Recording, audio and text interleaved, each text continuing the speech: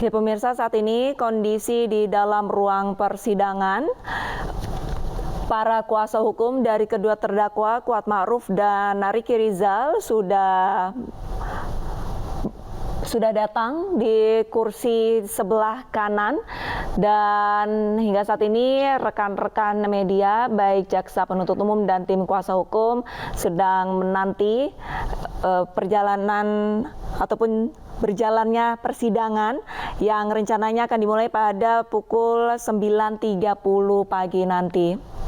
Dan pemirsa, kita akan melanjutkan dialog bersama pakar hukum pidana Universitas Indonesia, Pak Akhyar Salmi. Pak Akhyar, masih bersama kami, Pak? Masih, Lista. Baik, Pak Akhyar, jika kita melihat persidangan-persidangan sebelumnya, ini dari pihak keluarga Yosua ini sempat mengatakan bahwa Yosua dibunuh untuk menutupi sebuah tindakan kejahatan. Nah, ini maksudnya apa, Pak? Apakah memang benar ada motif tertentu yang belum terkuak, Pak? Ya, kalau kita dengar versi dari keluarga, tentu ada untuk menutupin. Tentu mereka lah yang lebih tahu ya, apa menutupi kejahatan apa yang mereka maksud. Nah, ini perlu ditanya oleh pihak katakanlah penyidik lebih lanjut. Memang ada atau tidak sih? Kalau ada, tentang apa? Okay. Nah, tentu jawabannya itu bisa iya, bisa tidak, karena memang faktanya kan masih belum ketahuan ya. Ada apa sebenarnya, atau ada enggak pembicaraan katakanlah dari Yosua almarhum kepada pihak keluarganya. Ya, kan ada juga pembicaraan sebelum-sebelumnya itu apa, kalau memang dia merasa terancam, kenapa dia merasa terancam dan oleh siapa, apa penyebabnya. Apakah ada diceritakan itu? Kalau memang ada, itu menurut saya perlu lagi. Karena Lista, di dalam suatu tindak pidana tidak mungkin juga nanti ada peristiwa-peristiwa lain yang mungkin yang melatar belakang, terbuka kemungkinan. Saya nggak bicara dengan khusus tentang ini ya, bicara umum ini, bisa saja.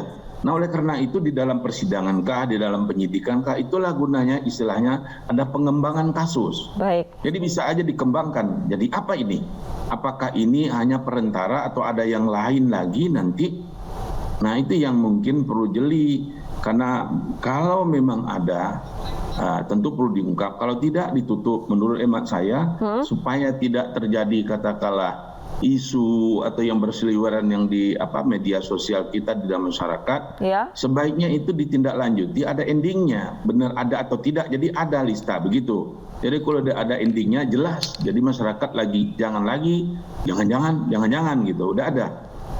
Jangan-jangan tuh bisa iya bisa tidak, karena ini oleh penegak hukum penegak hukum menurut saya perlu ini dilakukan. Baik, memang banyak spekulasi di masyarakat mengenai motifnya. Namun yang bisa dikatakan menarik sekaligus janggal, Pak Akhyar, ini sebelumnya Pak Mahfud sebelum kasus ini berjalan hingga ke meja hijau ke persidangan ini juga sempat menyampaikan bahwa untuk motif sendiri tidak akan disampaikan ke khalayak ramai karena bersifat dewasa. Nah, ini kalau misalkan dari pernyataan Pak Mahfud ini apa yang dimaksud oleh Pak Mahfud ini? Kenapa motifnya bisa diperbolehkan untuk tidak diungkap ke khalayak ramai? Ya mungkin motif itu yang tidak boleh diungkap ke khalayak ramai itu adalah misalnya mengenai masalah kesusilaan. Kemudian tindak pidana dilakukan oleh anak-anak. Itu yang tidak boleh itu. Oke. Nah, mungkin tentu bisa saja itukah yang dimaksud oleh Pak Mahfud. Kalau enggak, semua masyarakat itu mempunyai hak untuk memperoleh informasi. Betul. Nggak perlu ditutup-tutupi, itu haknya dia, undang-undang juga mengatur tentang itu. Tapi tidak semua juga masyarakat tuh boleh dikasih tahu. Ada juga hal yang tidak, misalnya tentang delik susila tadi. Nah, apakah ini yang masih terungkap secara sepintas kan ada mengenai masalah atau apakah namanya perbuatan pelecehan, apakah itu yang dimaksud? Tapi kan tidak juga dengan transparan kan dibuka apa bentuknya di dalam persidangan. Katakanlah beberapa saksi yang sudah dibicarakan di sini kan belum juga terungkap dengan jelas ya. Betul. Tapi nggak tahu saksi-saksi berikutnya itu ada nggak? Kalau ada mungkin itu nanti akan dibuat, boleh saja hakim kalau itu dia tutup sidang mengenai masalah itu dimungkinkan. Jadi bisa saja yang dibuka semua di ini setengah, nah itu dimungkinkan juga. Tapi kalau khusus untuk yang umum-umum menurut saya nggak perlu juga di-mute lah. Pak Akhir, tapi selain itu ini argumentasi yang dibangun dari tim kuasa hukum Verdi Sambo CS ini adalah pembunuhan dilakukan karena adanya pelecehan. Tetap kekeh nih Pak Akhir. Sedangkan dari tim penyidik juga sempat menegaskan bahwa tidak adanya pelecehan. Nah, narasi ini apakah salah satu upaya untuk membebaskan para kliennya dari segala tuduhan atau hanya sekedar menghindari pasal pembunuhan berencana Pak Akhir? Iya, kalau itu yang diadakan saya katakan tadi ya, nggak tahu targetnya dari apa penasihat hukumnya apa, apakah memang mungkin mencoba membuka. Ini ada dua hal tentunya. Satu adalah versinya jaksa, satu penasihat hukum. Ini pasti akan tolak belakang nanti. Kalau jaksa tentu dia berpikir ini terbukti pasti hal yang memberatkan, tentunya begitu. Ya. Karena 340. Nggak main-main, hukuman mati itu ancamannya. Nah, kalau pihak penasihat hukum tentu dia mengatakan itu tidak terbukti. Kalaupun terbukti tidak 340, kalaupun terbukti dia itu karena ada pelecehan seksual yang mungkin akan dipakai oleh dia nanti. Kita lihat aja di ujung dari pledoinya nanti. Prediksi saya adalah dia akan menggunakan pasal 49 KUHP kita. Ya. Itu membela diri itu tadi. Termasuk kehormatan, itu pembelaan diri itu termasuk kehormatannya. Mungkin saya kira akan di sana dia buka peluang. Makanya juga ketika dia membacakan eksepsinya, itu kan sudah masuk ke ranah pokok perkara sebetulnya. Dia bilang kenapa dia melakukan gini, tidak lagi formalitas yang dikemukakan. Saya kira dia juga tahu penasihat hukum ini udah masuk pokok perkara. Tetapi dia ingin juga membentuk dulu tentu persepsi di majelis hakim terutama, bukan hanya di masyarakat. Tentu juga dua ya, dibentuk bagaimana strategi itu tadi bisa juga katakanlah dia menginginkan opini. Karena berkembang selama ini harus di counter di situ. Nah, ini apa? Karena dia melakukan itu karena ada pelecehan seksual terhadap istrinya Pak Sambo. Nah, ini kan konsisten untuk dibangun. Saya kira ini akan konsisten terus. Yang ujungnya nanti dia minta dilepaskan. Katakanlah Pak Sambo terbukti ya melakukan turut serta di dalam ini, apakah aktor intelektual atau apa nanti.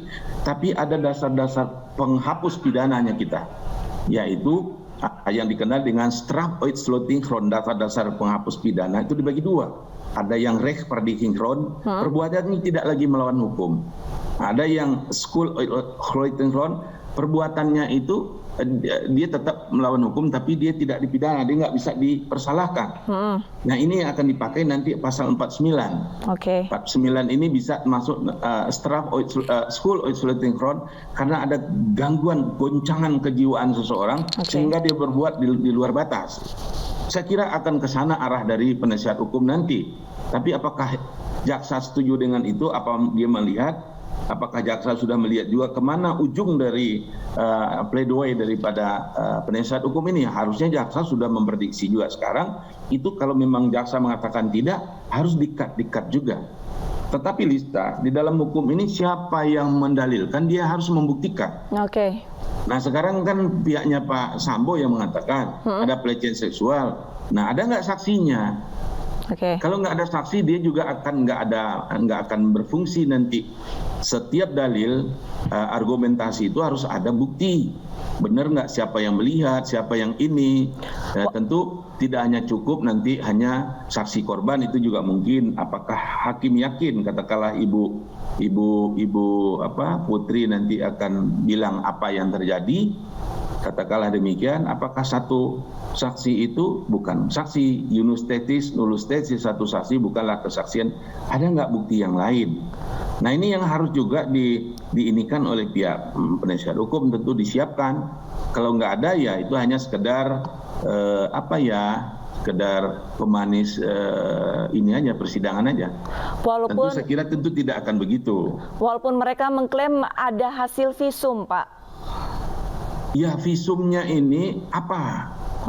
Lista, tentang apa visumnya? Maaf ya, apakah ini persoalan visumnya itu menyangkut lebih jauh ya? Misalnya maaf sekali lagi, apakah ada sperma siapa, DNA-nya misalnya diperiksa nanti kan bisa sejauh itu enggak? Atau sampai di mana aja?